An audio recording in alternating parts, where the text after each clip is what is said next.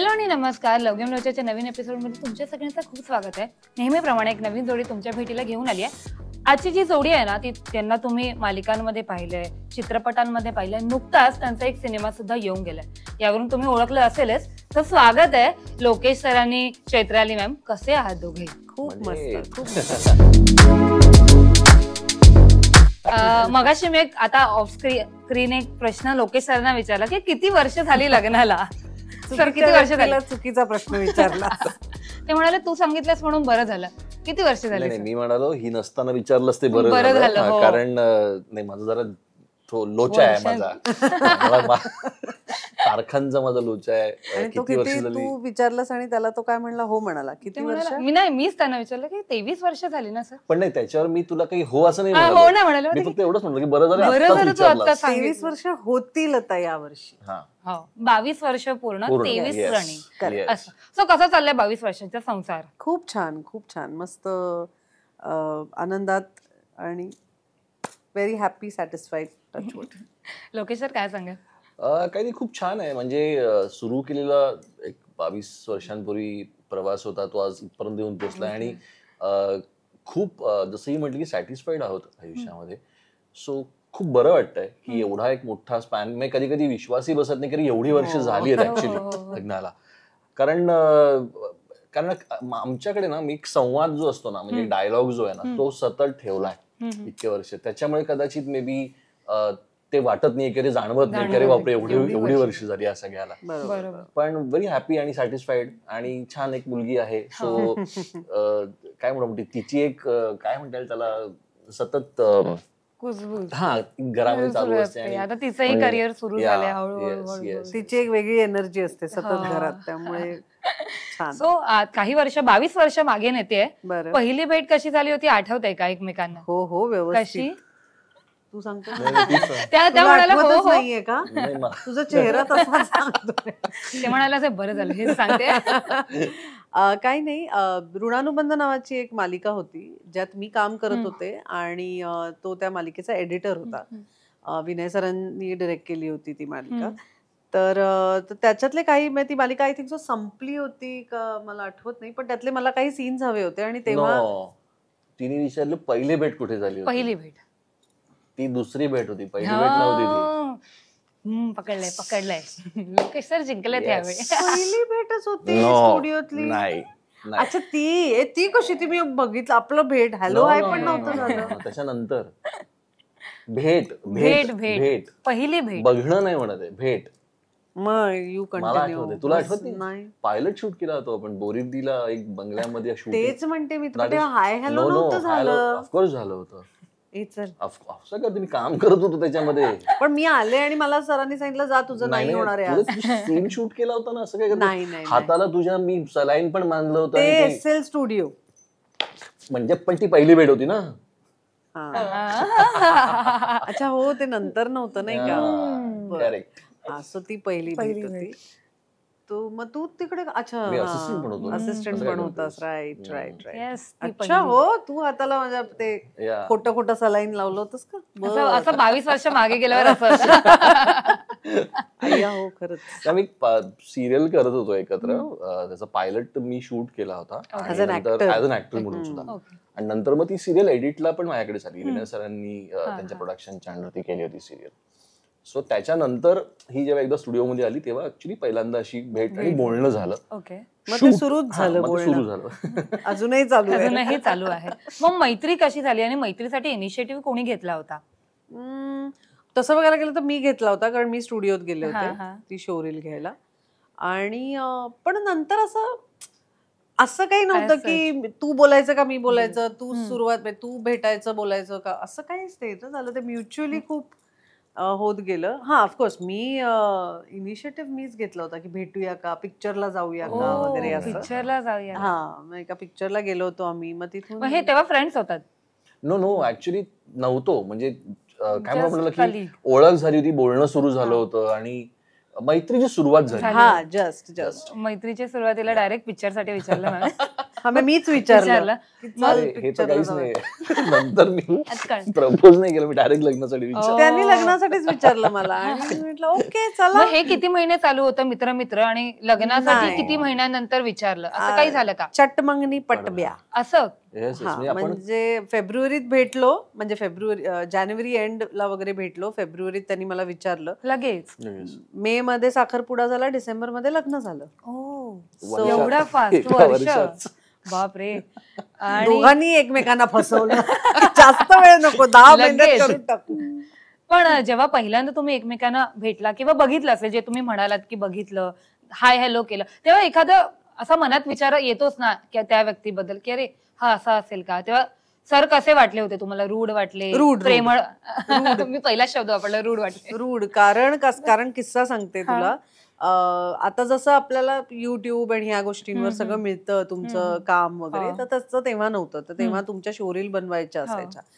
तर मी असं एक्सपेक्ट करत होते की मी तुला आता कॉल करते आणि मी विचारते की मी VHS म्हणजे ती कॅसेट घेऊन येऊ का, तुझ्याकडे असेल? सो मी एक्सपेक्ट करत होते की तो म्हणेल नाही माझ्याकडे आहे, तू नको आणूस. सो मी त्याला असा फोन केल्यावर तो म्हणला नाही माझ्याकडे नाहीये, तू घेऊन ये. म्हंटल शी किती रूढ आहे हा. प्रॅक्टिकल होतो मी.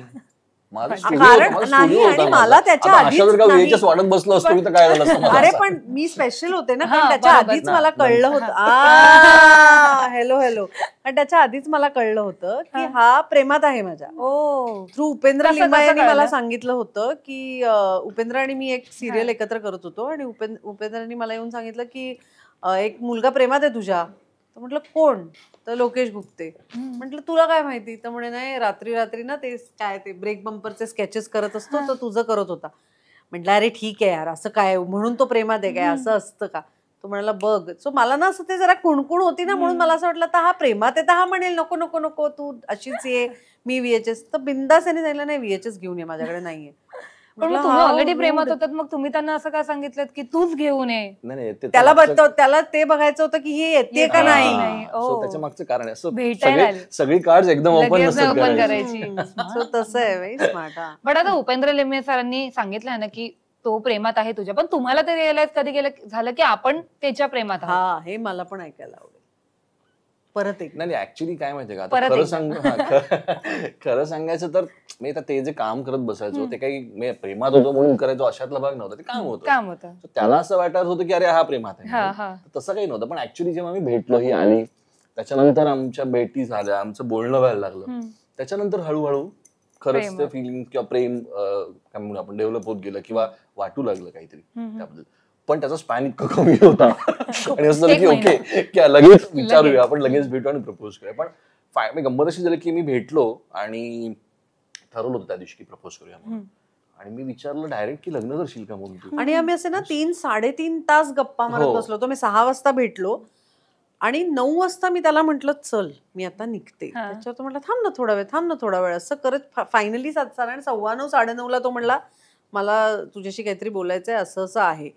तर म्हटलं मला जरा वेळ दे, मी विचार करते थोडासा. तो म्हणला हा टेक युअर टाइम. आणि काय दुसऱ्याच दिवशी मी त्याला सांगितलं ओके डन.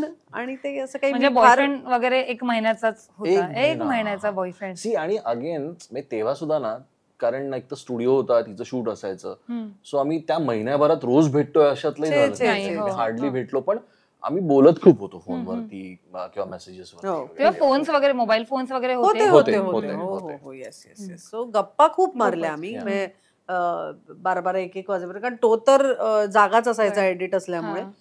तर मग मी पण गप्पा मारायला म्हणून मी जागी राहायचे, नाही तर मी अजिबातच नाही. मी 10:30-11ला गुडूप होणारी प्राणी आहे. आता तुम्ही विचार केलात लग्नाचा, त्याच्या आधी तर विचार केला असेल ना की हिचे काय गुण तुम्हाला आवडलेत किंवा का ही स्पेशल तुमच्यासाठी आणि का मी हिच्यासाठी लग्न करावं, असं काहीतरी गुण एखाद्या व्यक्तीमध्ये असतात जो आपल्यासाठी स्पेशल असतो. तुम्हाला त्यांचे गुण कोणते आवडले होते? नाही, मला तिचा ना स्ट्रेट फॉरवर्ड स्वभाव, म्हणजे ती बोलताना तेव्हा सुद्धा असं होतं की खूप कुठलाही आडपडदा न ठेवता जे काय असेल ते समोर बोलणं जे आहे ना. सो मला ते खूप आवडलं, कारण तसं असणं महत्वाचं आहे खूप. म्हणजे आडपडदा ठेवून काही गोष्टी करायच्या बोलायच्या. सो ते त्यांनी ना काय म्हणतात की ट्रान्सपरन्सी राहत नाही मग त्या रिलेशनशिप मध्ये. मग ती जे काही असेल चांगलं तर चांगलं, वाईट तर वाईट, पण ते बोललं गेलं पाहिजे. सो मला असं वाटतं की मला ते खूप तेव्हा आवडलं होतं. आताही तर तसं आहे. हा आता तर म्हणजे आता अगदीच खूप जास्त स्ट्रेट फॉरवर्ड. खूपच म्हणजे आता तर काही 22 वर्षात एवढा हे झालेलं आहे. क्षेत्राला आता विचार करून हसतायत. क्षेत्राला मॅम, आता तुम्ही म्हणालात की मी तुम्हाला उत्तर थोड्या वेळाने देते किंवा काही दिवसांनी देते, पण तुम्हाला त्यांच्यामध्ये इंटरेस्ट कसा आला? कारण की तुम्ही तसा विचारच नसेल केला की बॉयफ्रेंड बनू किंवा नवऱ्या लग्नासाठीच हो म्हणू, तर तुम्हाला त्यांच्यामध्ये इंटरेस्ट कसा तयार झाला? काय झालं ना, एकतर आम्ही बोलत होतो मग ते 3 तास जे आम्ही गप्पा मारल्या ना, सो त्याचा स्वभाव ना तो खूप काळजी घेतो. ही इज व्हेरी केअरिंग आणि प्रोटेक्टिव्ह आहे तो. ओव्हर प्रोटेक्टिव्ह नाहीये, पण जितकं असायला पाहिजे. सो एक आता बघ ना, आजपासून तू 22 वर्षापूर्वी जा, सो तेव्हा एक चौकट असायची ना की नवरा असा असावा, नवरा दिसायला सुंदर असावा, नवऱ्यानी आपली काळजी घ्यावी, आपल्याबद्दल काय प्रेम आपुलकी हे सगळं तर असतंच, पण एक आपल्याला त्यांनी समजून घ्यावं किंवा ह्या सगळ्या गोष्टी. सो ते मला असं त्या 3 तासात असं जाणवलं की हा माणूस करेक्ट आहे आपल्यासाठी, पण तरीही ते लगेच आपणच खूप आतुर आहोत असं वाटायला नको, म्हणून मी त्याला म्हटलं की मला आय नीड सम टाइम. आता तो नीड सम टाइम त्याला बहुतेक असं वाटलं असेल की आता 8 दिवस घेईल, सो मी ते 24 तासाच्या आतच त्याला सांगितलं okay I am game for it असं. पण इंडस्ट्रीमध्ये मग कोणाला आता हो झालं, गर्लफ्रेंड बॉयफ्रेंड झाला, रिलेशनशिप सुरू झालं, भले ते महिन्याचं का होईना, पण मग इंडस्ट्रीमध्ये कोणत्या तुमच्या फ्रेंड्सला सांगितलं का अरे आता कोणाला माहिती नाही? असं लपवाछपवी काही केलीच नाही ना. म्हणजे आता जसं असतं की जोपर्यंत आपण शुअर नाही होत, आपण रिलेशनशिप आपण पब्लिक मध्ये नाही सांगायची, सो तसं काहीच नव्हतं, तसं डोक्यातही नव्हतं. म्हणजे आम्ही जेवढ्यांना असे भेटत होतो, आवर्जून कोणाला फोन करून काही सांगितलं नाही. पण आता असं होतं ना, काही कार्यक्रमांना कोणी भेटलंय तर मग मी त्याची ओळख, तो माझी ओळख तसंच करून देत होता. सो हळूहळू सगळ्यांना कळलं आणि मे मध्ये तो ऑफिशियली साखरपुडाच झाल्यामुळे ते म्हणजे तिचं जेव्हा शूट चालू होतं त्या दरम्यान, सो तिच्या शूटच्या जवळची जी काही मंडळी होती, मित्र, त्यांना माहिती होतं. पण अदरवाईज माझं तेव्हा काय, तो एक तर एडिट असल्यामुळे सतत मला तेवढं मी नसायचो, म्हणजे बाहेर म्हणजे मित्रांबरोबर बाहेरच गेलोय किंवा रोज भेटतोच आहे असं नाही. सो काम आणि ते कामाचे जे तास होते, त्यामुळे तसं शेअर करायची वेळ नाही आली. उपेंद्र सरांना स्पेशली सांगितलं का? हो, त्याला माहिती होतं, कारण तो बऱ्यापैकी स्टुडिओमध्ये असायचा तेव्हा. सो त्याला, आणि तेव्हाच मी त्याच्याबरोबर एक सिरियल करत होते, सो ते असं तर हो. मग घरच्यांना कसं सांगण्यात आलं की आता मला ही मुलगी आवडते किंवा मला हा मुलगा आवडतो आणि मला ह्यांच्याशी लग्न करायचं? घरच्यांचं रिॲक्शन काय होतं? त्यांना कसं सांग? अरे आम्हाला असं खूप वाटलं होतं की काहीतरी होईल, एक ड्रामा घडेल, आणि नाही आता नाही, एवढ्या लवकर नाही, बिकॉज आय वॉज 20, तो 27. तर आम्हाला असं खूप वाटलं होतं की काहीतरी घडेल, पण असं काहीच घडलं नाही. खूप स्मूथली दोघांच्याही घरनं होकार, आणि माझ्या घरी ओके, त्याच्या घरी ओके. सो असं काही असा ड्रामा काही घडला नाही, पण त्यांना आवडलं, दोन्ही फॅमिलीजना ऑफकोर्स, दोघेही आम्ही आवडलो, त्यामुळे ते होऊन गेलं पटापट. पण तुमच्या दोघांमध्ये एज डिफरन्स आहे का? समथिंग 7 वर्षाचा. सो तेव्हा 7 वर्षांचा एज डिफरन्स असणं म्हणजे मोठी गोष्ट होती. कारण माझ्या आई वडिलांना ते खूप आवडलेलं होतं, कारण त्यांचं असं म्हणणं होतं की तू 20च आहेस आणि तो 27, जरा तू अजून चाइल्डिश आहेस, तर असाच तुला पाहिजे की जो तुला थोडस हॅलो, शांत राहा, हॅलो, एवढा वेडेपणा करायचा नाही, असं तो तुला सांगेल. जे आम्ही तुला सांगत आलोय ते आता तो पुढे सांगेल. त्यामुळे माझ्या आई बाबांना तर काहीच नाही, ते खुशच होते. वडील तर फारच खुश होते त्याच्यावर, पण त्याच्या घरनं पण असं काहीच नाही झालं. कारण 7 वर्ष म्हणजे आम्हाला असं काही वाटलं नाही तेव्हा. 5-6 असायची. पण आता कसं होतं ना की आता जे एज समवयस्कच असतात, एकच वर्ष मोठं किंवा सेम वयाचे, तर तुम्हाला त्या एज डिफरन्स बद्दल काय म्हणायचंय का? काही वाटतंय का? माझं एक पर्सनल ओपिनियन आहे. मला कायम असं वाटतं की नवऱ्याने थोडंसं मोठं असावं. ओके, हा माझा वैयक्तिक प्रश्न आहे, माझं म्हणणं आहे. कारण मला नेहमी असं वाटतं की मॅच्युरिटी मुलींमध्ये जास्त पटकन येते, हे बरोबर आहे, पण तरीही मुली थोड्याशा अल्लड असतात आणि आपलं एक घर सोडून त्या दुसऱ्या घरी आलेल्या असतात. सो थोडासा त्यांच्यातला तो अल्लडपणा ना मेंटेन करण्यासाठी, तो कुठेही जास्त होऊ न देणं आणि कमी होऊ न देणं, ह्याच्यासाठी ना तो एक बॅलन्स साधायला थोडासा मोठा नवरा, 2 वर्ष 3 वर्ष, आणि मला तर छानच ते झालेलं आहे. त्यामुळे माझ्या बाबतीतला हा अनुभव आहे की 20च होते, अल्लड होते, इथे एकटी राहत होते, पण तो बालिशपणा होता त्या वयात आणि तो त्यांनी जपला. म्हणजे तो त्यांनी असं नाही एक आहे वेडीपणा असं नाही करायचं, हे कधीच नाही केलं. सो तो त्यांनी जपला आणि जे माझ्या आई वडिलांना जास्त आवडलं की त्यांनी कुठेही काही रिस्ट्रिक्शन्स घातली नाहीत की नाही असं नाही वागायचं, तसं नाही वागायचं, इथे नाही जायचं, तिथे असं काहीच केलं नाही. तो अल्लडपणा त्यांनी जपला. सो कदाचित तो माझ्याच वयाचा असता तर आम्ही दोघंही अल्लड सारखे वागत राहिलो असतो, किंवा मग त्याला ते थोडीशी इन्सिक्युरिटी की असं वागू नकोस, तसं वागू नकोस, त्याचं ते नाही झालं. त्यांनी तो माझ्यातलं एक लहान मूल जपलं. अजूनही तो जपतो, कारण मी अजूनही साधारण तशीच आहे. त्यामुळे लोकेश सर काय सांगा? ऍक्च्युली जसं हा आता मुद्दा आहे ना की मोठा असावा का नाही, खरं तर हा फार बदलत जाणार आणि वैयक्तिक प्रश्न आहे. म्हणजे 22 वर्षापूर्वीची सिच्युएशन वेगळी होती, आत्ताचं जग प्रचंड बदललेलं आहे. आत्ताची मुलं त्या वयातली ही खूप मॅच्युअर्ड झालेली आहेत, त्यांना जग खूप माहिती झालेलं आहे आणि मोबाईलवरती आलेलं आहे. सो त्याच्यामुळे त्यांचे डिसिजन्स खूप फर्म आहेत, खूप क्लॅरिटी आहे त्यांच्याकडे. त्यामुळे मला असं वाटतं की हा बदलत जाणारा मुद्दा आहे खरं तर काळानुरूप, की मोठं असावं का लहान असावं, कदाचित काही. आणि अगेन काय होतं, फक्त काळ असं नाही तर हा इंडिव्हिज्युअल स्वभाव, माणसाच्या स्वभावावरती सुद्धा खूप गोष्टी अवलंबून असतात. म्हणजे मी फक्त मोठा आहे पण मी समजा अल्लड असतो तर वयाने मोठा आहे, आणि ती समजा 20 असते आणि ती जर का खूप मॅच्युअर्ड असती तर असं येऊ शकतं ना. म्हणजे नॉट नेसेसरी की वय मोठं असलं म्हणजे तो अल्लड नसतो, असू शकतात. कित्येक मला पण आठवतं माझे कित्येक मित्र आहेत की त्यांना खूप उशिरा की सुबुद्धी आली की नाही आपण आता बास झालं हे सगळं, हे करावं आणि आता काम बिम करूया आपण. कारण ते वय असतं बेसिकली. सो आता प्रत्येकाचा हा इंडिव्हिज्युअल प्रश्न असं मला वाटतं. आणि स्वभाव, मुळात स्वभाव माणसाचा, कारण सगळ्यांचे स्वभाव सारखे नसतात ना. स्वभाव जुळणं गरजेचं महत्त्वाचं. पण आताची मुलं आहेत ना, मुली पण 30 वर्ष 40 वर्ष, कधी कधी 45 इयर्स, आणि मुलं तर 40 वर्षानंतर आजकाल लग्नच नाही करत. सो तुम्हाला काय वाटतं की लग्नाचं वय काय असलं पाहिजे? नाही, अगेन मी तुला तेच म्हणतो की पुन्हा हा वैयक्तिक प्रश्न आहे. बिकॉज आता काय झालंय, खूप फोकस्ड झालेत. म्हणजे पूर्वी नव्हते का माणसं, तर होती ना, करिअर पूर्वी करत होते, पण आता प्रायोरिटीज बदलल्या.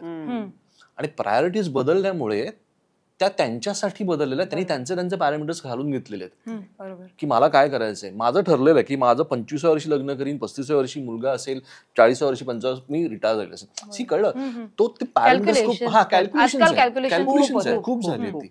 त्याच्यामुळे असं सांगता नाही येणार की बाबा हे वय असावं आणि ते वय असावं असं नाही. म्हणजे आता आम्ही इतके स्वतःला असं म्हणतो की आपण किती करेक्ट वेळेत लग्न केलं.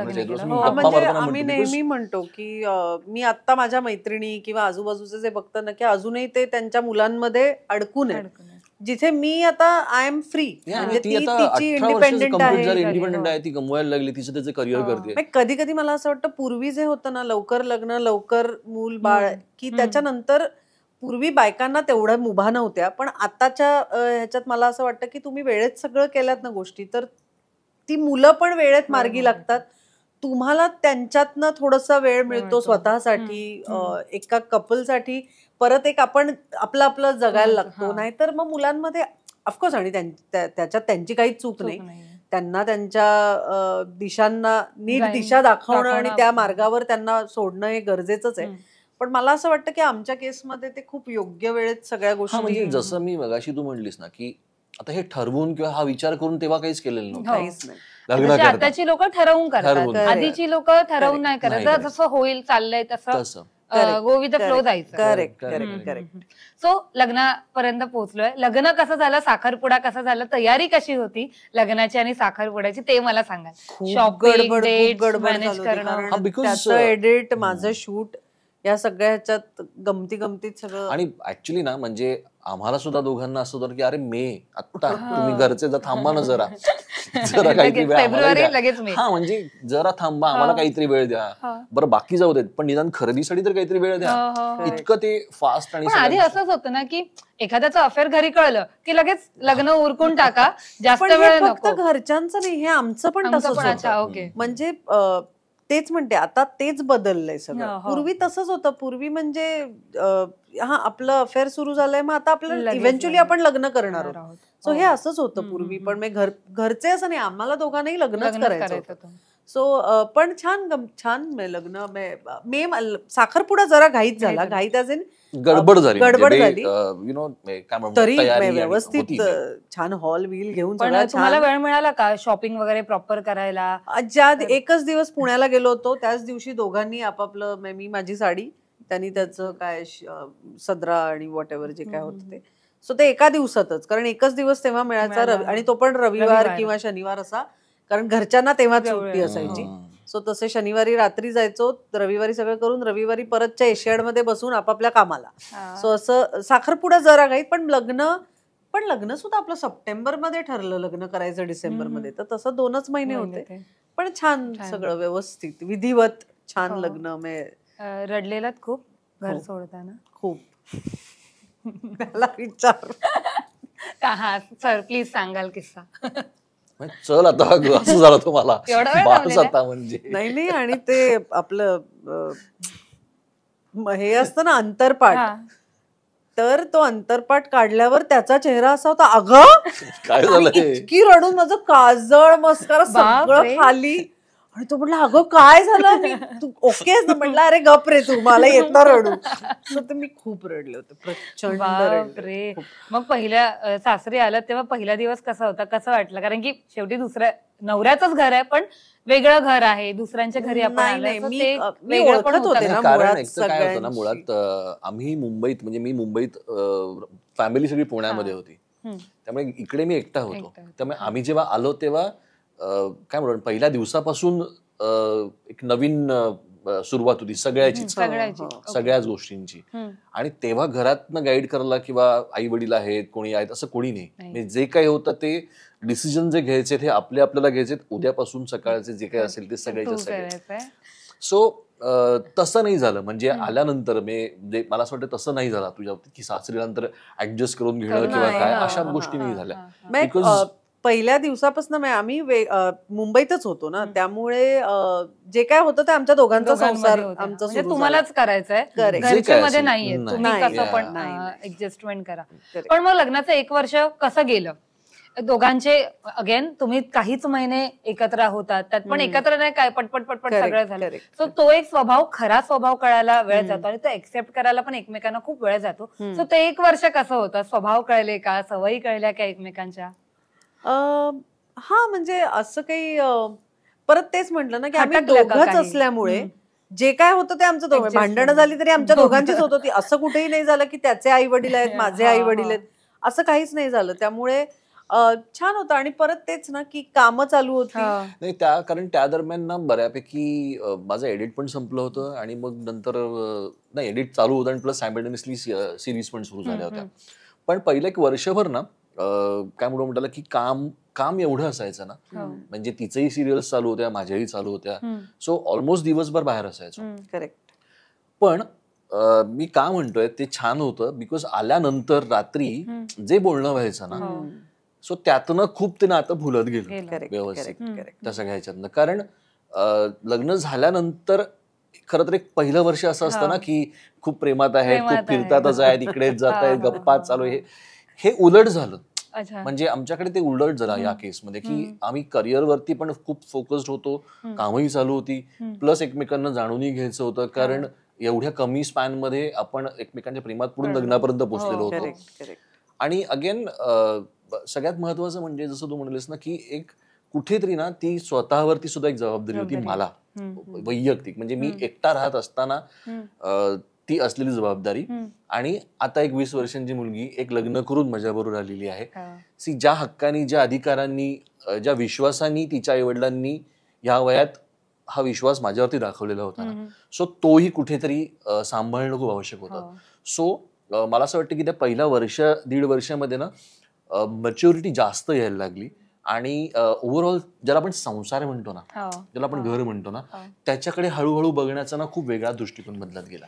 मी तुला साधी गोष्ट सांगतो, म्हणजे आत्ता खूप आहे ते ती कारणं पण आहेत आणि डिवोर्सची पण कारणं आहेत जी की मी हे करते मग तू पण हे करायला पाहिजेस. घरामध्ये वाटून घेतल्या जातात गोष्टी 50-50. ह्या अपेक्षा आत्ता तयार झाल्यात की हे तू करायचंस, हे मी करणार, मशीन तू लावायचंस, मी हे करणार, मी हे करणार, तू ते करणार, या महिन्याचं लाईट बिल तू भर, या महिन्याचं हे मी भरणार. अरे काय हे असं नसतं. सो त्यावेळेला आमच्या केसमध्ये असं झालं की दोघंच असल्यामुळे नॅचरली या गोष्टी वेगळ्या. कारण ओके तुला उशीर होतोय ना आता जायला, तर माझं सेट जवळ आहे तर मी कदाचित हे पटकन करून देतो, तू जा पुढे, तू निघ.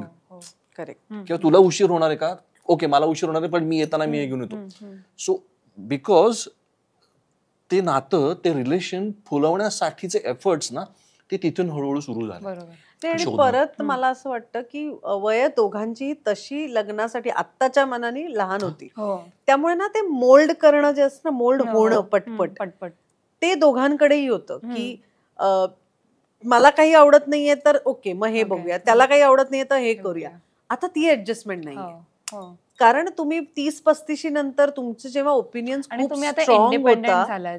हा नाही, आणि ओपिनियन्सच्या इंडिपेंडंट तर तेव्हा आम्ही होतोच. मी तर 18व्या वर्षी काम करायला लागले होते, तो पण होता. आता कपल किंवा मुली, किंवा मी मुलींबाबत बोलेन स्पेशली, की आता मुली अशा नाही हे माझं ठरलंय, मला हेच करायचं आणि तू पण हेच करायचं, जर तुला लग्नामध्ये राहायचं असेल तर. ते त्यांच्या काय बोलतात स्टेटमेंटच्या वर फर्म आहेत की मला हे. आधीच्या मुली अशा नव्हत्या. म्हटलं ओपिनियन खूप स्ट्रॉंग झाल्यामुळे आमचं कसं झालं, 20-27 असल्यामुळे ना ते नाजूक होतो आम्ही, ते म्हणजे मोल्ड होण्याच्या वयातले होतो ना, त्यामुळे ते छान होत गेलं. नाहीतर मग ते अवघड होतं. आणि मग ते खटके उडणं, मग भांडणं होणं. भांडणं ऑफकोर्स भांडणं आम्ही आमच्यात पण झाली, पण आम्हाला माहिती होतं ना किती न्यायची, ती कुठे थांबवायची. सो मला असं वाटतं ते वयामुळे पण खूप गोष्टी सुकर झाल्या. आणि ऍज ही सेड की त्यांनी ते एक रिस्पॉन्सिबिलिटी माझी उत्तम घेतल्यामुळे 22 घेतल्यामुळे म्हणजे तेव्हापासून तू घेतोच, अजूनही घेतोय. आता रिस्पॉन्सिबिलिटी वेगळी आली आपली. पण आता मगाशीच मॅम म्हणाला की मी 20 वर्षांची होते, मी अल्लड होते, मी थोडीशी लहान होते, आणि तुम्ही म्हणाला की ती स्ट्रेट फॉरवर्ड होती. सो तो एक स्वभाव मॅनेज करायला आणि त्यांना एक छोटं बाळ टाईप सांभाळायला तुम्हाला डिफिकल्ट गेलं का? तुमचं काय झालं? हे बघ काय झालं, 22 वर्षांची कमाई आहे. त्याच्यात शुभवी पण आहे, थोडीशी शुभवी पण आहे. कसं मॅनेज केलं मूड स्विंग्स आणि सगळं? मूड स्विंग्स वगैरे माझे नसतात, पण ते अल्लडपणा तसा अल्लडपणा आपण त्याला जे म्हणतो ना, तर तसं नाही ऍक्च्युअली. काय होतं, मॅच्युरिटी कमी असते किंवा समज कमी असते एखाद्या गोष्टीची. सो नाही तुझ्या बाबतीत असं म्हणत नाही, इन जनरल म्हणतोय मी. आता माझ्या बाबतीतला विषय चालू आहे ना, जनरल स्टेटमेंट नाही करायला सांगितली तुला, माझ्या बाबतीतलं बोलून मी बघते तर आता जनरल केलंस तू शहाण्या. केलं, मॅनेज केलं. इरिटेट वगैरे नाही झालं की नाही बाबा आता? मी तुला मगाशी म्हटलं ना, तेच माझ्या आई वडिलांना आवडलं की ओके हे सगळं छान चाललंय. म्हणजे तुला एक छोटासा किस्सा सांगू का? लगेच बघितलं एकमेकांकडे, सांगू का? कांदा आणि ते सगळं चिरायच्या वेळेस प्लीज. सो माझे वडील इथे मुंबईत आमचं प्रेस होती, त्यामुळे ते इथे असायचे सोमवार ते शुक्रवार, आणि शनिवार रविवार ते पुण्याला जायचे. आई पुण्यात होती, तर सोमवार ते शुक्रवार ते माझ्याकडे, मी स्वयंपाक करते वगैरे, सगळं छान चालू आहे. तर एक दिवस काहीतरी कोणाचा तरी फोन आला होता, आय हॅव नो आयडिया. आणि मी फोन ठेवायच्या आधीच, मी इरिटेट झाले होते त्या फोनवर, ज्या व्यक्तीचा होता मला आठवत नाही, आणि मी काय कटकटे असं करून मी फोन ठेवला. तर मी फोन कट करायच्या आधीच काय कटकटे असं काहीतरी बोलले, तर हा बाजूला उभा होता आणि असा एक खटका देतो ना लहान मुलाला, फोन ठेव तरी असं. आणि माझे बाबा निघून गेले आतमध्ये रूम मध्ये. तर आणि मला एक 5 मिनिटांनी, बाबा कुठे गेले? म्हटलं बहुतेक तू मला असं फटका मारलास ना, त्यांना आवडलं नाही. तो म्हणला ओ अगं मी तर ते असं म्हणजे आपण जनरल करतो तसं. म्हटलं ते चिडलेत बहुतेक आता. आणि मी आतमध्ये गेले, यू विल नॉट बिलीव्ह, माझे बाबा हसत होते एका कोपऱ्यात. आणि मी त्यांना म्हटलं तुम्ही का हसताय? नाही तसं मारलं. म्हटलं तुमच्या मुलीला फटका मारला, तुम्ही हसताय? तर म्हणे हा मागून आला, अगं त्यांना असं झालं इतक्या वर्षात जे मी करू शकलो नाही ते जावयाने करून दाखवलं. म्हणजे हे असं होतं आमच्याकडे. त्यामुळे हे तू विचारूच नकोस की माझ्या वडिलांना स्पेशली तो का इतका आवडला होता. बेसिक ना मी तेच म्हणलं की काय होतं ना, फ्रीडम खूप होतं. एकतर आम्हाला कुठली बंधनं नव्हती आमच्यावरती, ना घरातल्यांनी कधी टाकली. त्याच्यामुळे ना ऑटोमॅटिकली ती जबाबदारी, ती रिस्पॉन्सिबिलिटी आपण ज्याला म्हणतो की त्या फार वेगळ्या होत गेल्या. आणि त्या फ्रीडमचा किंवा त्या सगळ्याचा आम्ही चांगला हे केला, गैरवापर न करता की आहे म्हणून वाटेल तसं नाही घालत आहे. म्हणजे साधी गोष्ट आहे. तुला गंमत सांगतो, मी आता विचार कर 20-27 पण मला निदान कुकिंगची थोडीफार आवड तरी होती. आता साधारण काय स्वयंपाक होत असेल त्याचा विचार कर. सो तिथून सुरू झालेला प्रवास आहे तो सगळा. तो उत्तम, तेव्हाही उत्तम, कारण तो एकटा राहत होता आणि त्याला आवड होती पहिल्यापासून, तर तो करायचा. मला आवड होती पण मी माझ्यावर कधी पडली नाही ती जबाबदारी. एखाद दिवशी करणं आणि रोजचं आपण करणं, जेव्हा एक घर आणि संसार जेव्हा सुरू होतो तेव्हा नाही, मग तेव्हा बारीक सारीक गोष्टीवरनं पण मग चिडचिड सुरू होते ना आपली. आणि चिकन मध्ये चिकन बनवायला मी जिरं टाकायचे, तो म्हणायचा नाही चिकन मध्ये कोणी जिरं टाकत नाही. सो ही सुरुवात होती, पण नाही पण त्यांनी मग शिकवलं तुम्हाला जेवण बनवायला. सगळा स्वयंपाक मला लोकेशनी शिकवला. मला म्हणजे माझ्या हाताला जी चव आहे ती माझ्या आईकडनं आली आहे, पण आईला मला कधी आता हे कर ते कर असं सांगायची वेळ आली नाही, कारण मी माझी इथे एकटी राहत होते, माझ्याकडे स्वयंपाकाला बाई होत्या. पण लग्नानंतर एकतर आम्हाला दोघांनाही अप्रतिम जेवण खायलाही आवडतं आणि बनवायलाही आवडतं. त्यामुळे असं होतं ना की बाईच्या हातचं जेवण नको ना. आत्ता जाऊन 1-2 वर्षापूर्वी आता कुक आणि ह्या सगळ्या गोष्टी सुरू झाल्यात, पण अदरवाईज दोघंही उत्तम स्वयंपाक करतो आणि मला सगळा स्वयंपाक लोकेशनी शिकवला. सगळा म्हणजे व्हेज सकट मी म्हणेन. असं नाही की फक्त नॉनव्हेज शिकवलं, व्हेज पण तो अप्रतिम, तो अतिशय उत्तम स्वयंपाक करतो. पण जिथपर्यंत शिकवेपर्यंत वेळ तर गेला असेल, मग तिथपर्यंत जेवणाचं कसं व्हायचं? तुम्हीच करायचं रोज? नाही, आम्ही एकत्र करायचो. म्हणजे तुम्ही रोज तिला शिकवायचा? रोज काय होतं, रोज असं नाही, पण जेव्हा कधी वेळ मिळेल. आता बटाटा कसा कापायचा हेच माहित नाही अशी मुलगी असेल तर गंमत होती. कांदा असा पकडायचा का काय करायचं, तसा नव्हतं माझं. तशी अवस्था माहिती होता थोडं. हो मी करायचे, पण असं जबाबदारी पडल्यानंतर जे होतं ना, रेग्युलर रोजच्या गोष्टी करण्यासाठी ज्या जबाबदारी येते ना, किंवा असं काही आमचे काही फसलेत पदार्थ वगैरे असंही कधी नाही झालं. कधीच नाही. मग आता मॅम कोणता पदार्थ जास्त चांगला बनवतात, खूप तुम्हाला आवडणार? मला आवडणार वालाचं बिर्ड, जेकेबी स्टाईल. आणि तुम्हाला त्यांचा कोणता आवडते? सगळं, तो सगळंच सुंदर करतो. आताही करतात का स्वयंपाक? हो रेग्युलर. माझ्यासाठी ना, मला cooking is therapy, complete therapy आहे, स्ट्रेस बस्टर माझ्यासाठी कुकिंग. मला आणि काय माहित नाही, मला सुचायला लागतं, मला शांत होतो मी करताना. सो माझ्यासाठी थेरपी हे वेगळं आहे थोडं. हो तो त्यामुळे. आणि आमच्याकडे सकाळी माझ्याकडे जेवणाला बाई आहे, पण संध्याकाळचा आम्ही जो घरी असेल त्यांनी संध्याकाळचा स्वयंपाक. शुभवी पण करते, शुभवी पण खूप सुंदर स्वयंपाक करते. म्हणजे ती चिकन बनवू शकते, ती व्हेज बनवते. आवड आहे लागलं का की तिला पण तिची ऑटोमॅटिकली आवड? कधी कधी कसं होतं ना मुलींना, म्हणजे माझं असं मला असं वाटतं आमच्या केसमध्ये ती बघत होती ना दोघांनाही सतत बनवताना, आणि मग ते लुडबुड, तिची लुडबुड असायची, आई मी जरा हे करून देऊ, आई मी जरा ते. आणि आम्ही कधी त्याला नाही म्हणालो नाही, हा चल कणिक मळायची चल मळ, बघू कशी मळतेस. ती उत्तम कणिक मळते, ती सगळं म्हणजे चिकन उत्तम करते, ती सगळ्या भाज्या छान करते, तिला आवड आहे. ती बेकिंग तर ती करतेच खूप सुंदर, पण हे पण सगळं तिला आवडतं. त्यामुळे आम्हाला तिघांनाही आवड आहे. सो संध्याकाळचा स्वयंपाक जो घरी असेल त्यांनी करायचा. पण आता तुम्ही म्हणाल की शुभवीला अशी लुडबुड करत होती म्हणून तिला स्वयंपाक आला, पण कधीतरी आजकालचे जे आई वडील आहेत ना, ते एकुलता एक मूल असल्यावर त्यांना कोणत्याच गोष्टींना फार हात लावून देत नाही की तू जेवण नको. त्यांना आयतं मिळतं, जेवण नको, जेवण घे, पाण्याचा ग्लास घे, किंवा काही व्हॉट एव्हर, तू हे जड उचलू नकोस, तू हे काम करू नकोस, तू बस, मी आहे ना, अशा काही गोष्टी पाहिल्यात आपण, बघतो बरेच. त्याबद्दल तुमचं काय मत आहे? मग नाही कधीच नाही. म्हणजे ना ओव्हर पॅम्पर्ड नाहीच आम्ही कधीच नाही केलं. स्वतःचं ताट स्वतः उचलून ठेवायचं, चहा कॉफी जे काय पित असशील त्याचा तो कप नेऊन ठेवायचा, धुवून ठेवायचा, ह्या सगळ्या सवयी. कारण परत ना की मुळात आम्हाला ती सवय लागली होती एकटं राहत असल्यामुळे. इंडिपेंडंट आम्ही खूप आधी लहान झालो, म्हणजे मी पण मुंबईत आलो, घर सोडून आणि इथे राहायला लागलो एकटा तिथपासून. सो स्वतःची कामं स्वतः करणं ही सवय आमच्यात मुळात असल्यामुळे ती तिच्यामध्ये पण उतरली. आणि आम्ही कधी त्याला अडवलं नाही की हा नको करूस ना बाळा, तू आता हे नाही कर, त्याचा फायदा तुलाच होणार कर, असंही आम्ही सांगितलं नाही की मी जबरदस्ती पद्धतीची केलेली नाही. सो त्यामुळे तिला तिच्यात ते आपसूक आलंय की ती बघते ना आई बाबांना हे सगळं करताना, सो ते ती करते. आणि कुठल्याही प्रकारचं फोर्स काहीच नाही की हे केलं पाहिजे हे नाही केलं पाहिजे. नुसतं कामांविषयी नाही, मला असं वाटतंय की तो फ्रीडम किंवा आम्ही तिलाही दिला की तुला काय करायचं आयुष्यात, जे करायचंय ते.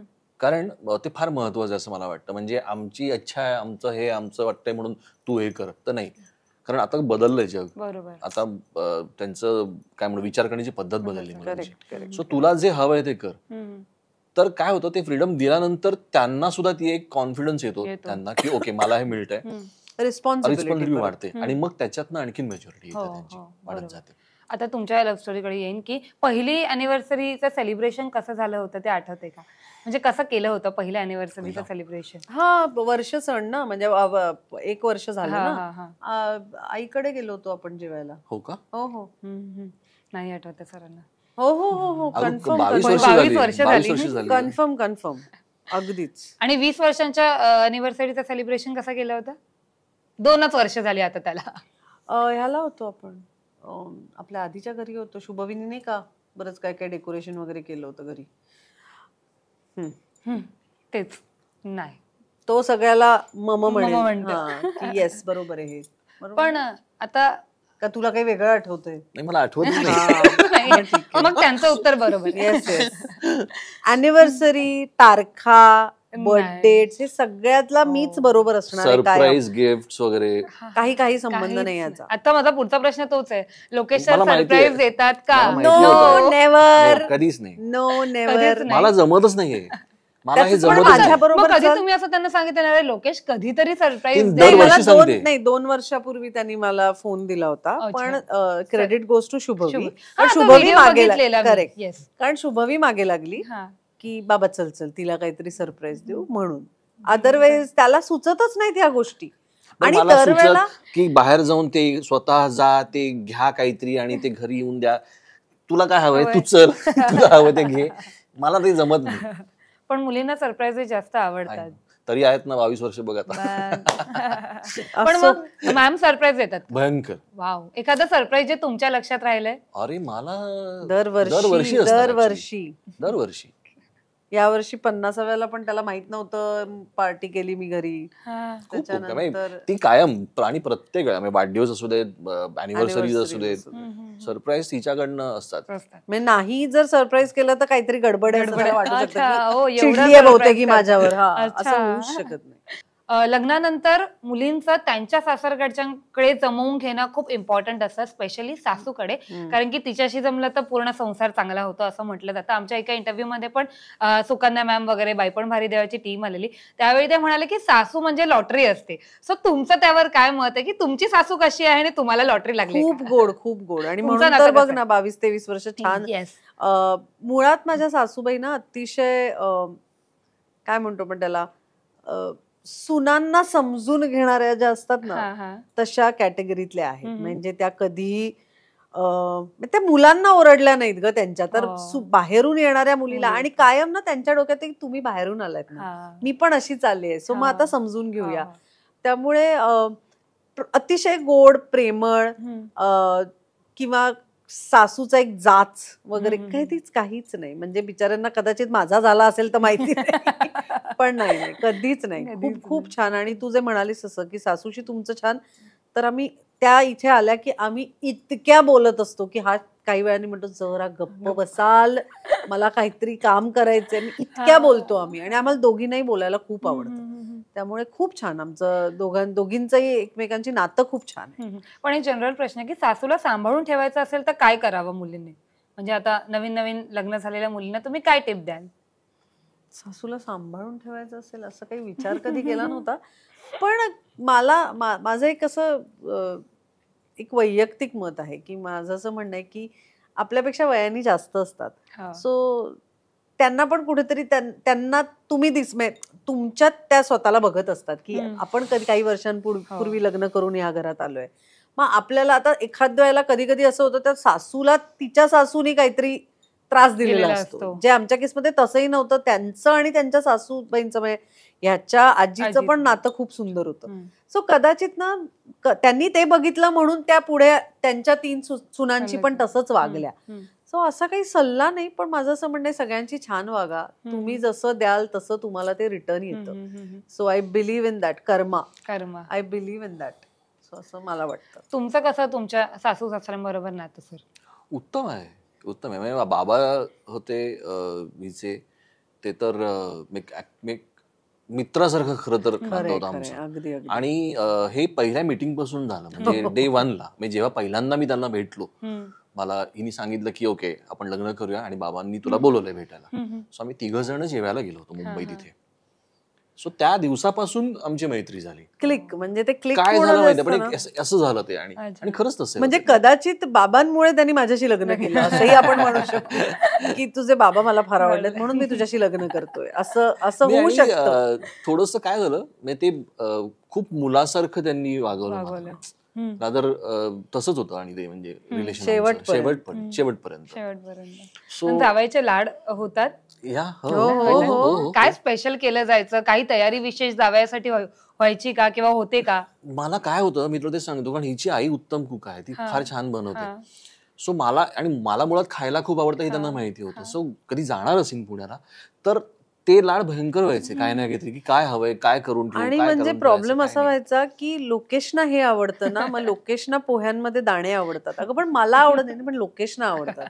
लोकेशना ह्याच्यात हे आवडतं, मग ते अरे पण मला नाही आवडत. तुला केला मी 20 वर्ष, आता त्यांची वेळ आहे. मला गंमत तेच म्हणत की असं रिलेशन होतं एवढं ओपन असून सुद्धा ते आवजाव करायचे. आणि मी कित्येक वेळा सांगायचो की का आवजाव करताय, पण त्यांनी शेवटपर्यंत बाबा अजून आई सुद्धा आता सुद्धा आवजावच करतात. आणि मला असं की नको, म्हणजे काही त्याची गरज नाही ऍक्च्युली या सगळ्याची.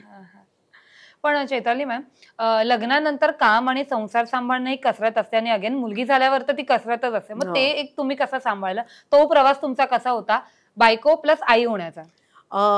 या बाबतीत मी म्हणेन ना, मी आय एम व्हेरी फॉर्च्युनेट. कारण लोकेशची साथ ना त्या सगळ्या ह्याच्यात माझ्या प्रत्येक टप्प्यात ना त्याच्या साथीशिवाय काही झालं नसतं. कारण जेव्हा लग्नानंतर करिअर परत सुरू करत होतो तर तेव्हा तर 2 इंडिव्हिज्युअल, हा त्याच्या कामाला, मी माझ्या इतकं सोपं होतं ते. आणि परत आम्ही म्हणालो तसं की दोघांनी कामं वाटून घेतली नव्हती, ती समजून आम्ही करत होतो. म्हणजे आता मी घरी आहे तर मी ही कामं करायची आहेत, ती म्हणजे ती काही जबरदस्ती नव्हती. ते आम्ही आपसूक आपापली कामं म्हणजे ती करायचो आम्ही अनसेड, म्हणजे ते करायचंच आहे आपल्याला असं. शुभवी झाल्यानंतर मी 2 वर्ष काही केलं नाही आणि मी ते ठरवून केलं होतं की मला 2 वर्ष पूर्णपणे तिला द्यायची आहेत. सो त्याप्रमाणे मी पूर्णपणे तिच्यात होते. तो त्याची कामं सुरू होती आणि मी घरी असल्यामुळे मग घरचे सगळे जबाबदारी किंवा घरची जी कामं होती ती मी करायचे. पण तो घरी असायचा तेव्हा मात्र मला आराम असायचा की तू बस, तू शुभवीचं बघ, मी आता बाकी सगळं करतो.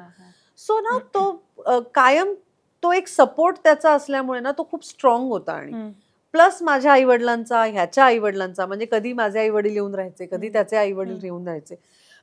तो हा सगळा मला सपोर्ट सिस्टीम खूप माझी स्ट्रॉंग असल्यामुळे मला कधी कुठल्याही टप्प्यावर असं वाटलं नाही की बापरे माझ्यावर केवढी मोठी जबाबदारी आहे किंवा मी आता हे कसं करू, हे कधीच मला झालं नाही. It was always a cake walk for me, की फटाफट होतंय सगळं छान छान इझिली झाल्या सगळ्या गोष्टी.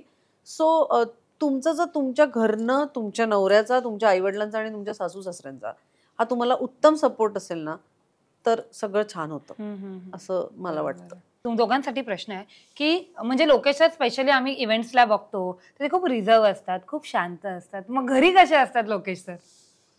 तो तसाच आहे, कमी बोलतो तो. म्हणजे बोलतो आम्ही कमी बोलतो, म्हणजे he is a man of few words. So तो असं माझा स्वभाव आहे, मी भडभड बोलतच बसते. मला थांबवायला लागतं, थांब जरा थांब, श्वास घे. पण त्याचं तसं नाही, तो कमीच बोलतो. तो जेवढं बोलतो ते करेक्ट बोलतो. आणि सो आता इंटरव्ह्यू सुद्धा तू बघत असशील की हा पण बस तो तेवढं खूप आवडतं. हा, is a very good listener. मला समोरच्याचं बसून ऐकणं खूप आवडतं, म्हणजे की बिकॉज आय डोंट नो, पण ती सवय लागली लहानपणापासून. ऑब्झर्वेशन, काहीतरी एक क्युरिओसिटी असते की समोर काय, ते एक लर्निंग प्रोसेस असते, मी समजतो स्वतःची. त्यामुळे कदाचित काही गोष्टी तुझ्याकडनं काहीतरी मला नवीन आज मिळू शकतात. सो मला असं वाटतं की ते कुठेतरी आहे लहानपणापासून, त्यामुळे मी असं असतो. बाबा तसे होते माझे, त्यामुळे एकदम शांत. आता इतक्या वर्षांचा संसार तुमचा झालाय, तर त्या संसारातून काय शिकायला मिळालंय तुम्हाला?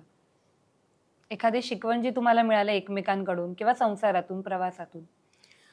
काही नाही ग, खूप टिपिकल कदाचित माझं उत्तर असेल, पण कितीही चढ उतार आले, खूप काय म्हणतो आपण त्याला, वादळ येतात आणि अप्स अँड डाऊन्स, चढ उतार, अप्स अँड डाऊन्स, वादळ येतात, चांगल्या खूप सुखद घटना, खूप दुःखद घटना, कुठल्याही परिस्थितीत एकमेकांची साथ सोडू नये. मग एखाद्याच्या बाबतीत कधी कधी असं होतं की माझ्याकडे काही काम नाहीये, तो काम करतोय, म्हणून मी सतत रडत बसण्यापेक्षा मी त्यातनं तो मला त्यावेळेला एक आधार असं नाही, पण तो मला काम डाऊन करतो की हॅलो, इट हॅपन्स, होतं, कारण सेम फील्ड मध्ये काम करतोय, त्यामुळे त्यालाही माहितीये की आज असं हे उलट पण होऊ शकतं. सो मला असं म्हणणं आहे, माझं असं म्हणणं आहे, कुठल्याही परिस्थितीत एकमेकांची साथ न सोडणं is the main thing. That is what I feel. मला व्हेरी क्लिशे बट येस. हा, मला असं वाटतं की रादर मी हे शिकलो या 22 वर्षामध्ये की डायलॉग असणं हा सगळ्यात महत्वाचा भाग आहे. विचार तुमचे वेगवेगळे असू शकतात, मतभिन्नता येऊ शकते, त्याच्यावरनं वाद असू शकतो. तू आज अशी वागलीस तर का, या काचा विचार केला गेला पाहिजे, जो नॉर्मली होत नाही, आणि मग वाक्याला वाक्य पडतं आणि मग सगळी सुरुवात होते.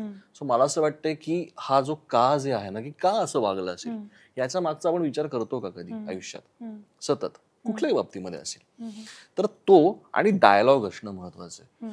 बोलणं पाहिजे, बोललं गेलंच पाहिजे, तर मला असं वाटतं नातं तुमचं खुलत जातं, ते स्ट्रॉंग होत जातं, आणि मग काही पण होते, अप्स अँड डाऊन्स, मग काही फरक नाही पडत त्या गोष्टीला. बरोबर, कारण तुम्ही फॅमिली म्हणून एकत्र असता. आणि हे आम्ही शुभवीच्या बाबतीत पण मेंटेन केलंय. म्हणजे काहीही, आमच्या तिघांच्याही आयुष्यात एवढीशी जरी गोष्ट झाली ना, तरी आम्हाला ती तिघांनाही माहिती असते. आणि हे तिने आपोआप ते घेतलंय, त्यामुळे ती सेटवर घरी आली की आज हे झालं, आज ते झालं, म्हणजे सतत ते सगळं माहिती असतं आम्हाला तिघांनाही एकमेकांविषयी, विच इज व्हेरी इम्पॉर्टंट. बरोबर आहे. आणि आता इतके वर्ष झाले तर एकमेकांना काही कॉम्प्लिमेंट द्यायची झाली तर काय द्याल? असाच राहा छान. म्हणजे मला जसा इतकी वर्ष सांभाळून घेतलंस तसं सांभाळून घे, माझा स्वभाव बदलणार नाही. उरलेले काळे पण बहुतेक पांढरे होतात. झालं, मी देऊन झाली कॉम्प्लिमेंट. आता कॉम्प्लिमेंट सेम. अजून काय सांगणार मी 22 वर्षानंतर? बघ, असं डिक्टो म्हणून ना, मोजके शब्द, एखादा मोजका शब्द बोलून टाका लोकेश. आहेस तशीच राहा छान पाठीशी, बस. मला कसं एक प्रश्न आहे की सोशल मीडियावर सध्या तुम्ही खूप ऍक्टिव्ह आहात, कदाचित मुलीमुळे असेल. आम्ही खूप वेगवेगळ्या पद्धतीचे रील तुमच्याकडून बघत असतो. म्हणजे एक डान्स रील बघितला मी, एक परवाचाच तुमचा एक काजळवाला रील बघितला शुभवीसाठी तुम्ही टाकलेला. सो ते कॉन्सेप्ट आयडिया कुठून येतात? शुभवी सांगते का, किंवा तिच्यामुळे तुमच्या डोक्यामध्ये असे विचार आहेत किंवा ह्याचा रील करूया असं टाईप, असं काय झालंय? हे बघ, ह्यांनी जे केलं ना, हे सगळे चोरून रील्स केले. त्यांनी माझी कॉन्व्हर्सेशन करून हे कधीही माहिती नव्हतं. कारण हे बघ, शेवटी कसं असतं, तुझा फोन तुझा असतो, माझा फोन माझा असतो, त्यामुळे तो त्याच्या फोन मध्ये काय रेकॉर्ड करतोय हे मला माहित नसतं.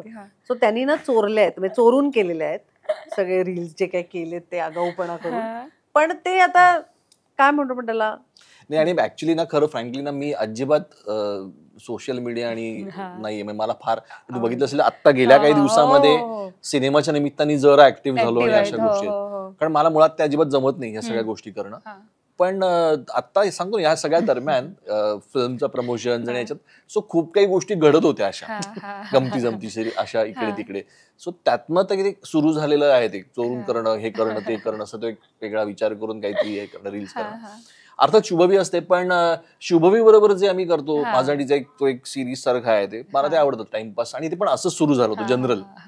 सो ते केलं, पण असं काही ठरवून करत नाही की चला आज एक रील करूया, आता एक पोस्ट करूया. मी खूप प्रयत्न करते की आता काहीतरी मला मिळालं पाहिजे खाद्य, पण ते माझ्याकडनंच त्याला मिळत असतं, त्यामुळे. पण मग शुभवी तुम्हाला सपोर्ट करते का ह्या गोष्टीमध्ये, आणि ती तुम्हाला काही कॉन्सेप्ट आयडिया देते का, आई तू हे कर, नाही बाबा तू ते कर? नाही नाही नाही, असं मी तुला म्हटलं ना, काही ठरवून करतच नाही. म्हणजे मी तिला, माझ्याकडनं तिला खूप सांगणं असतं ना, आपण काहीतरी करूया, काहीतरी. तिचं हा ओके ओके, हा बघू बघू बघू. पण ते एकतर काय होतं, ती दिवसभराचं शूट करून मी दिवसभर इतके थकलेलं असतो, आणि शूटिंग नंतर माझ्यात आणि ना तिच्यात ना ह्याच्यात पेशन्स असतात की आता काहीतरी चला रील शूट करू. नाही, ते करमणूक आहे. That's not the main thing what we want to do. So ते करमणूक म्हणून कधी झालं ते झालं. पण असं काही नाही की आता दर आठवड्याला ही 2 रील्स 3 रील्स करायचीच आहेत वगैरे, असं काही ठरवून आम्ही करत नाही. पण मग शुभवीचं लाडकं कोण आहे, बाबा की आई? शी इज व्हेरी इंटेलिजंट. तिचं ती बदलत असते, ती टीम्स बदलत असते. तिला माहितीये की इथून आपल्याला आता हे मिळणार आहे का नाही, मग माझा बाबा लाडका आहे, मग असं ते असतं. पण शी इज डॅडीज गर्ल. म्हणजे बाबा किती ओरडला ना तरी तिला त्याचं दुःख कमी, ती त्याच्यातनं खूप ओके हा बरोबर आहे. आणि मी नुसतं एक वाक्य जरी ओरडलं ना, तुझी सांगायची पद्धत वेगळी आहे, बाबाची वेगळी आहे, हे असं असतं. So she is totally a daddy's girl. मस्त. मला एक दोन वेगळे प्रश्न आहेत, त्याच्यानंतर आपण गेम्स कडे वळूया. की सध्याचं डिवोर्सचं प्रमाण खूप वाढलंय. त्याचं कारण पण असंच आहे की भांडणं, पटत नाही, शब्दाला शब्द लागणे, समजून न घेणे. सो त्याबद्दल तुमचं एक मत काय आहे? आणि लिव्ह इन रिलेशनशिप त्याबद्दल तुमचं म्हणणं आहे काय? की आता लिव्ह इन रिलेशनशिप मध्ये लोक त्याचा वेगळा अर्थ घेतात, की कारण की तुम्ही लिव्ह इन रिलेशनशिप मध्ये राहता आणि मग बघता की आपल्या जमतंय का, आणि नंतर लग्नच नाही करत. पण काहींचं म्हणणं असं आहे की लिव्ह इन रिलेशनशिप हे खूप चांगलं असतं, तुमच्या दोघांचं रिलेशनशिप समजून घ्यायला आणि पुढे संसार करायला. सो त्याच्याबद्दल तुमचं मत काय आहे? नाही, लिव्ह इन कारण काय झालंय, हरकत काहीच नाही असं मला वैयक्तिक वाटतं. म्हणजे जसं आपण मगाशी म्हणत होतो ना की लग्नानंतर आपण एकमेकांना समजून घ्यायचो पूर्वी. सो आताची पिढी अशी बदलली आहे आणि आता मी जसं म्हटलं की जग इतकं जवळ आलंय सगळ्यांना, सगळ्या गोष्टी. सो नाव आता पारखूनच सगळ्या गोष्टी घेतात, कारण त्यांची कॅल्क्युलेशन सगळी ठरलेली आहेत. एक लाईफ म्हणून आयुष्यात काय कॅल्क्युलेट करायचंय, कुठल्या टप्प्यावर मला काय हवंय, हे इतकं क्लॅरिटी आहे, इतकं फोकस्ड आहेत. मग त्याच्यामध्ये घर, गाडी, बंगल्यासकट नवरा पण येतो किंवा पार्टनर सुद्धा येतो. नवऱ्यापेक्षा पार्टनर म्हणतो, तोही मला असंच हवाय का. मग त्याच्यासाठी तो दिला जाणारा वेळ, जसं एखाद्या गोष्टीसाठी आपण वेळ देतो ना, तसंच माझा पार्टनर, लाईफ पार्टनर मला कसं हवाय हे परखून घेण्यासाठी म्हणून दिलेला हा वेळ असतो. आणि आता ती क्लॅरिटी एवढी आहे त्यांच्याकडे ह्याच्यामध्ये की पटलं तर ओके, नाही तर ओके, आपण वेगळे होऊया. इनव्या म्हणशील तर ही चांगली गोष्ट आहे, त्यातनं पुढे जाऊन ते तरी कमी होणार. म्हणजे विदाऊट, कारण काय होतं, ऍडजस्टमेंटची सवय ना ही असतेच असं नाही प्रत्येकाला. मग म्हणजे मला जसं म्हणायचं की समजा ह्यातनं ओके हे नाही केलं आणि लग्न झालं आणि नंतर काही गोष्टी कळल्या आणि डिवोर्सचं प्रमाण का वाढलंय, मी तेच म्हणतो. मी मगाशी एक वाक्य म्हणतो की काच्या मागचं तुम्ही विचार करता का. साधी गोष्ट असते. मी एक केस होती, माझ्या मित्रांनी सांगितली, नॉनव्हेज खात नाही म्हणून घटस्फोट घेतलाय बायको नॉनव्हेज खात नव्हती, तरी ती 8 महिने 10 महिने तिथे राहिली. तिने कोपअप करण्याचा प्रयत्न केला. आता ह्याच्या मागचं कारण समजून घेतलं का? आपण फक्त हेडलाईन वाचली, तिची गंमत वाटली, अरे हे काय. पण 10 महिने 8 महिने काय झालं असेल, ज्या शरीराला सवयच नाही त्या वासांची, त्या प्रकाराची, लहानपणापासून डोळ्यांना सवय नाही, तो नॅचरली होत असेल ना काहीतरी त्रास. सो त्याचा विचार केला गेला नाही ना. सो अशी अनेक कारणं आहेत आणि अशी अनेक गोष्टी असतात की जे क्षुल्लक असतात किंवा रादर खूप मोठे असतात, पण आपण त्याच्यावर बसून बोलणं गरजेचं आहे, समजून घेणं गरजेचं आहे. So live in relationship in a way आम्हाला दोघांनाही नेहमी असं वाटतं की पुढे काही वेगळे कॉन्सिक्वेन्सेस होण्यापेक्षा आधी तुम्ही पारखून बघा. म्हणजे काय, थोडक्यात तुम्ही एकमेकांबरोबर जास्तीत जास्त वेळ घालवणं इज व्हॉट. आणि दुसरं काय आहे, म्हणजे लिव्ह इन हल्ली काय झालंय, मॅरेज कॉन्सेप्टच आता म्हणजे की काही लोक इतकं क्लॅरिटी आली ना की नाही, लग्न नाही करायचं आम्हाला लग्नच नाही करायचं, काय करायचं लग्न करून, बंधन कशाला अडकायचंय. सो ओके, हा त्यांचा डिसिजन आहे त्यावेळेचा, आत्ताचा. आणि मी जसं म्हटलं की कारण खूप बदलत चाललंय सगळं जगच, खूप प्रॅक्टिकल झालंय सगळं. मग कारण हे नको आहे. मी लिव्ह इन मध्ये राहतोय, मला लग्नाच्या बंधनामध्ये अडकल्यानंतर येणाऱ्या जे त्याच्या बरोबर येणाऱ्या 10 गोष्टी असतात ना, त्या 10 गोष्टी मला नको आहेत. का तर मला त्याच्यावर वेळच नाही घालवायचा तेवढा. मला नको आहे ही सगळी रिस्पॉन्सिबिलिटी, तुझी फॅमिली, माझी फॅमिली, माझं फंक्शन, तुझं फंक्शन, तो गोतावळा, मग हे आणि मग ते ऍडिशनल नको. मला हे दिसतंय समोर, माझं हे करिअर आहे, तू माझ्यासाठी आहेस, मी तुझ्यासाठी आहे. ही क्लॅरिटी आलेली आहे आता तेवढी त्यांच्यामध्ये. सो विच इज मला असं वाटतं की इन अ वे गुड, चांगली काहीच हरकत नाही. आणि जसं मी डिवोर्सचं म्हटलं तसं प्रमाण वाढलंय, नक्कीच वाढलंय. पण मला असं वाटतं की आपली ना विचार करण्याची ताकद आणि क्षमता जी ना ही अशी झाली खूप ठिसूळ झाली. आम्ही आपण कारण सोशल मीडियाचा एवढा मोठा प्रभाव पडलेला आहे ना, आपल्याला इन्स्टंट हवंय सगळंच. आपल्याला 1.5 मिनिटाच्या पुढे एखादा व्हिडिओ बघवत नाही हल्ली. आपल्याला 2 तासांचा सिनेमा आपल्याला बघवत नाही. आपल्याला थिएटरमध्ये जाऊन 70 mm वर बघायची सवय गेली. 1.5 मिनिटाचं रील 1 मिनिटाचं रील इथे बघत 10 तास आपण बसू शकतो. इन्स्टंट हवंय सगळ्या गोष्टी. पेशन्स संपले. सो तो मला असं वाटतं ते फार महत्वाचं आहे. ते असतील ना तर हे सगळं प्रकरण जे आहे ना किंवा हे जे डिवोर्स आणि ह्या ज्या गोष्टी आहेत ना कमी होतात. सी अगेन फक्त भांडण आहेत का तर मुद्दा नाही. सी डिवोर्सची कारणं सुद्धा अनेक आहेत. अनेक कारणं असतात. म्हणजे पार अगदी हुंडांपासून बऱ्याच सगळ्या गोष्टी असतात. सो हे बदलत जातं त्याच्यामध्ये. काही केसेसमध्ये डिवोर्स नंतर ते नवरा बायको हे मित्रमैत्रीण पण राहतात. म्हणजे बोलणं जे आहे ना, माझं काय म्हणणं आहे की ह्या सगळ्या गोष्टींमध्ये बोलणं खूप महत्वाचं आहे. म्हणजे जसं तुमच्या पार्टनरशी तसंच तुमच्या घरच्यांशी पण बोलणं महत्वाचं आहे. कारण लग्न ही 2 कुटुंबांची होत असतात. म्हणजे एक मध्ये केस मी आता बघितली, मी ओळखीतच होते.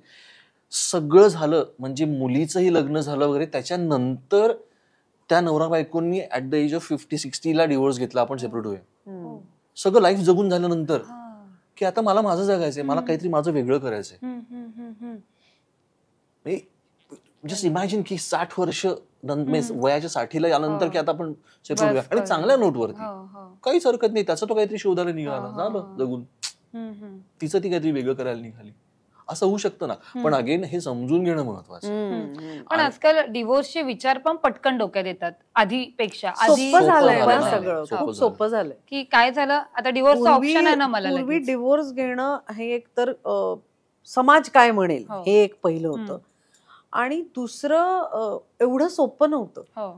ते सगळ्या त्या प्रोसेस मधनं जाणं, मेंटली पण तुम्ही खूप वीक होत जाता त्या सगळ्या फॅमिली आणि सगळंच होतं ना. आता नाही, आता ते इट इज व्हेरी इझी. आता बॅक डेटेड करतात, अशा खूप ऑप्शन्स. त्याच्यातही आता काय म्हणतो पण त्याला मार्ग निघालेले आहेत की पटापट तुम्ही कसे मोकळे होऊ शकता एकमेकांपासून. So it's easy now. That's the only reason. Because मला नेहमी असं वाटतं ना की डिवोर्स पर्यंत जाण्याची जी प्रोसेस आहे ना, किंवा मी डिवोर्स घ्यायचा आहे आपल्याला, तर मुळात तो घ्यायचा आहे म्हणून आपण पुढे तिथे जाऊन बसलेलो असतो. मला हे वाचवायचंय, मला हे मिटवायचंय का, मला त्याच्या मागची कारणं आहेत का, ह्याचा विचार नाही होत. म्हणजे आपल्याकडे कोर्ट तुम्हाला काउन्सिल करण्यासाठी काउन्सिलर्स देतात, पण ते पण नको असतं. कारण मुळातच इथून विचार घेऊन तिथेच बसलेले असतात की आम्हाला हवाय. करेक्ट. त्यामुळे मग काउन्सिलर ते एक ऑप्शन देते की बॅकडेटेड करा मग, कारण तुम्हाला नाहीच राहायचंय. सो तो आणि बॅकडेटचा मुद्दाच नाही. माझं म्हणणं आहे की ती प्रोसेस जी आहे ना, थिंकिंग प्रोसेस तुमची हीच बदललेली आहे आणि सोपं झालंय. कारण इंडिव्हिज्युअल अगेन मी तुला तेच म्हणतो की आपल्याकडे ना म्हणजे काय म्हणतो की इंडिपेंडंट झाल्यामुळे ना खूप फरक पडला की मी ह्याच्याशिवाय जगू शकते किंवा ह्याच्याशिवाय मला काही फरक नाही पडत. इंडिपेंडंट जगतायत, व्यवस्थित फरक नाही पडत. तू नसशील माझ्या आयुष्यात तरी मला काही फरक पडत नाही. आणि मुळात हे मुद्दा झाला की तू नाही असतं माझ्या आयुष्यात काही नाही होणार, असं हे वाक्य नेहमी आपल्याला ऐकायला. ठीक आहे, आता आपण गेम्स कडे वळूया. एवढी सुंदर लव्ह स्टोरी ऐकल्यानंतर गेम्स कडे वळूया. ओके, सो आता ॲरो गेम नावाचा गेम आहे. हे ॲरोज मी तुमच्यासाठी आणलेले आहेत, एक तुमच्याकडे एक त्यांच्याकडे. सो मी काही प्रश्न विचारणार, कोणाकडे ॲरो दाखवायचा कळलं असेल की कोण कोण आहे त्याच्याकडे ॲरो दाखवायचा. ओके, ठीक आहे. ओके, मी आधीपासून असंच. पहिला प्रश्न, सर्वात चिडखोर कोण आहे? त्याने स्वतःच कॉन्फिडेंट. सर्वात जास्त फनी कोण आहे? मस्ती मजा कोण करत असतं? ओ सो क्यूट. भांडणं झालं की सॉरी कोण म्हणतं पहिलं? हे उलट आहे. तू स्वतःकडे गेला? नाही नाही, तुमच्याकडे गेलं म्हणून म्हटलं उलट. सॉरी म्हणते कारण प्रॉब्लेम आहे ना, भांडण सुरू करते. बघितलं आता काय केलं, तू स्वतःकडे गेलं असं सुरू पण करते ती. म्हणून माझा प्रॉब्लेम आहे, मी शांत बसू शकत नाही ना. मग ते भांडण झालं की किती दिवस बोला वगैरे, मला हे झेपणारच नाही. मी मुकी होईल, मला बोलायचं, मला आठवणार नाही पुढचे शब्द वगैरे. सो नको, सॉरी बाबा, चला बोलूया असं. सर्वात जास्त आय लव्ह यू कोण म्हणतं? सतत आय लव्ह यू कोण म्हणत असतं? म्हणजे सतत नाही, पण पण जेवढ्या वेळा म्हणायचं ते मी म्हणते. ते म्हणत असं काही त्यांचं उत्तरच नाही की स्वतःकडे पण नाही त्यांच्याकडे पण नाही. नाहीच म्हणत मी कधी. म्हणतेच नाही काय मग ते असं ठेव. दाखवत सगळ्यात जास्त घोरतं कोण? मी. मग ते कर स्वतः. सर्वात जास्त रोमॅन्टिक कोण आहे? आता एवढा मोठा इंटरव्ह्यू केल्यानंतर मला पण कळलं. सर्वात जास्त फिल्मी कोण आहे? फिल्मी सर तुमचे पॉइंट कमी होत आहेत. कोणाचा सेन्स ऑफ ह्युमर चांगला आहे खूप? मला वाटतं माझंच आहे. ते म्हणाले मला माझाच वाटतं. शेवटचा प्रश्न, सर्वात जास्त आळशी कोण आहे? ते पण त्यांच्याचकडे. सगळ्यात जास्त पॉइंट चैत्राली मॅमला मिळालेले आहेत. आता एक वेगळा गेम आहे दुसरा. आपण दमशराज खेळतो माहितीये. सो मी तुम्हाला काही ह्यांचे मूवी दाखवणार आहे, ते तुम्ही ऍक्ट करायचे, त्यांना त्यांचेच मूवी ओळखायला लावायचे. बर. मूवी किंवा सिरियल किंवा जे काही त्यांनी डिरेक्शन केले ते.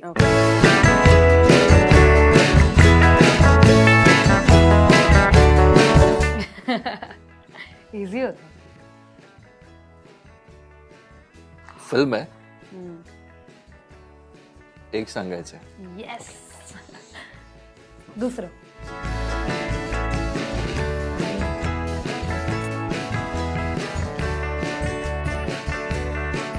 सिरियल वादळवाट.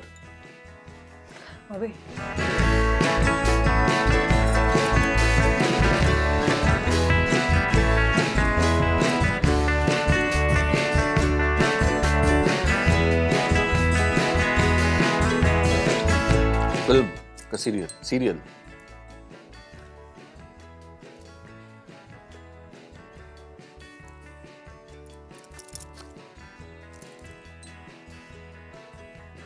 सिरियल आहे. मी काम केलंय. ओ जुळून येते रेशीम गाठी. खात असायचं त्या सेटवर. मला कसं कळणार हे? जुळून येते कसं? माझी फेवरेट असं म्हटलं की मी पहिलं. असं कसं कळणार? बरं सतत खात असायचे, मी सेटवरती खात असायचो यार. अरे बापरे, हे थोडं डिफिकल्ट. Serial, film.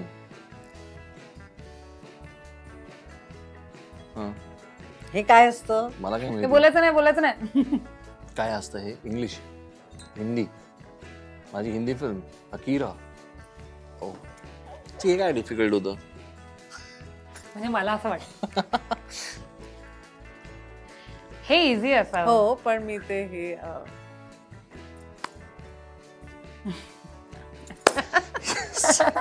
सोपं आहे हे. अशी जमू वाजव. येस.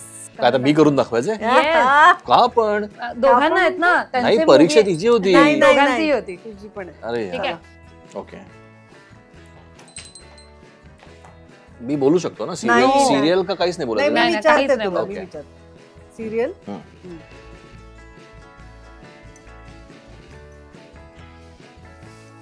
अजूनही अंधारात. स्वप्नांच्या पलीकडले.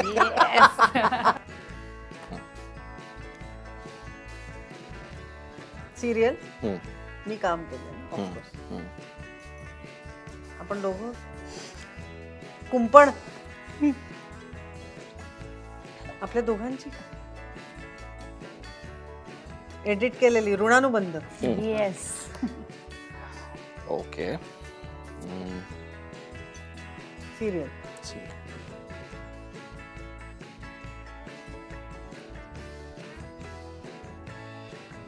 आपण एकमेकांचं काय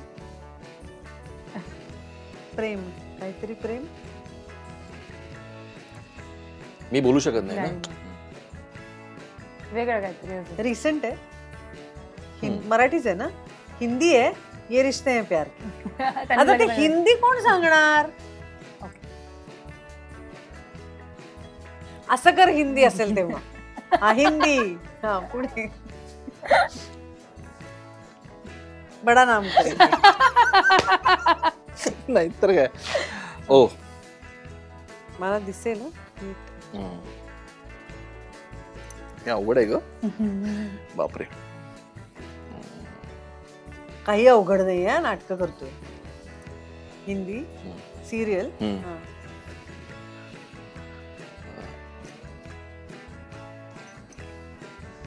पिया अलबेला.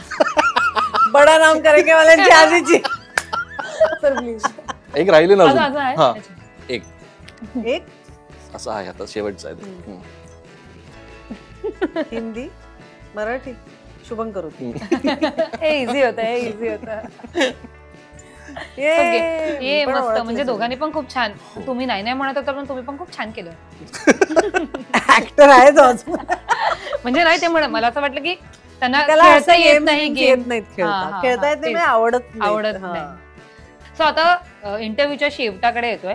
शेवटचं सेगमेंट आहे लोचा. सो रिलेशनशिप मध्ये जे काय 8 महिने होते त्या रिलेशनशिप मध्ये किंवा 22 वर्षांच्या संसारात काही लोचा झालाय का?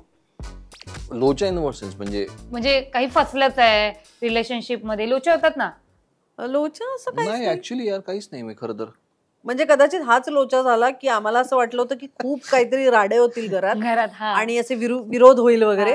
एवढ्या लवकर साखरपुडा म्हणजे इतक्या पटपट होईल. तोच एक लोचा आपण असं म्हणू की मे महिन्यात साखरपुडा झाला आणि मग आम्हाला असं वाटत होतं की जरा आता एक वर्ष 1.5 वर्षांनी म्हणतील तर सप्टेंबर मध्ये दोन्ही फॅमिलीज परस्पर भेटून की डिसेंबर मध्ये उरकून टाकूया. हा लोचा होता की हा एक लोचा झालाच होता ना. हा म्हणजे आम्हाला असं झालं अहो थांबा जरा श्वास घ्या आम्हाला घेऊ द्या.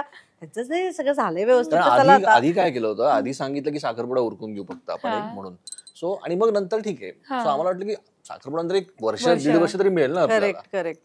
तो लोचा हाच लोचा मेजर. हाच लोचा झाला होता लग्नातला. नंतर मी तोच एवढा मेजर होता धसका त्यामुळे पुढे होऊच दिला नाही.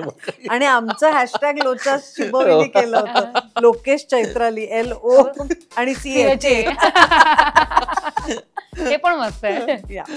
So thank you so much. खूप खूप खूप मजा आली. खूप वेगळे विषय पण तुमच्यावर डिस्कस झाले आणि तुमची लव्ह स्टोरी पण जाणून घेता आली. खूप धन्यवाद. Thank you so much. मजा.